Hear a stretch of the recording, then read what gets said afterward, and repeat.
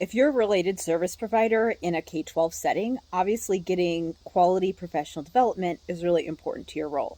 And I know that sometimes it might feel like a lot of the school-wide PD that you're asked to go to isn't super relevant to your specific discipline.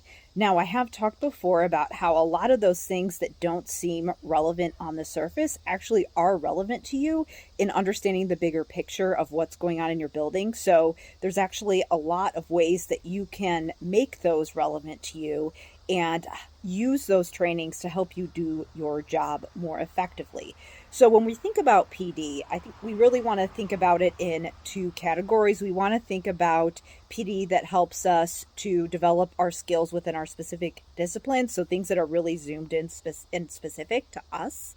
And then we want to think about things that are bigger picture, leadership, how you fit into the overall team. So I would say a lot of those district-wide PDs that might be relevant to the whole curriculum, might be relevant to the whole school district, even things that the teachers are doing in their classrooms, those would be the bigger picture things that are going to help you to figure out how you can fit in more effectively on that team. But then you may need some additional professional development that's going to help you develop in your specific discipline. Now, the thing is that your building principal, the curriculum director, the special ed director, they might have an idea of what needs to happen bigger picture, and they might be planning those professional development activities that are for the whole district or whole departments, but they might not always know what you need because they're not in your role. If you are a social worker or a speech pathologist, occupational therapist, or some other discipline, and they've never had your job before, they might not know what you need.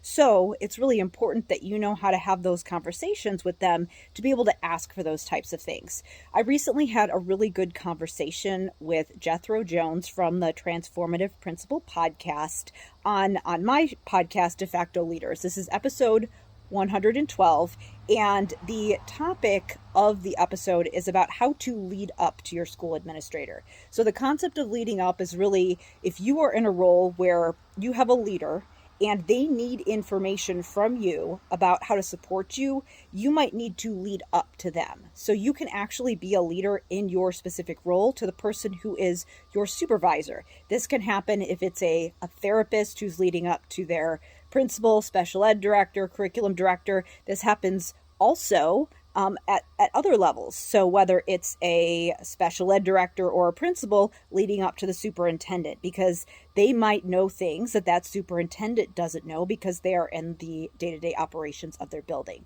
So let's say that you are a therapist and you want to ask your principal if you can go to a conference, and you want to figure out how you can make that happen. Well, he shares some examples of how you can approach those conversations so that you can advocate for what you need and so that you can lead up effectively. So check it out.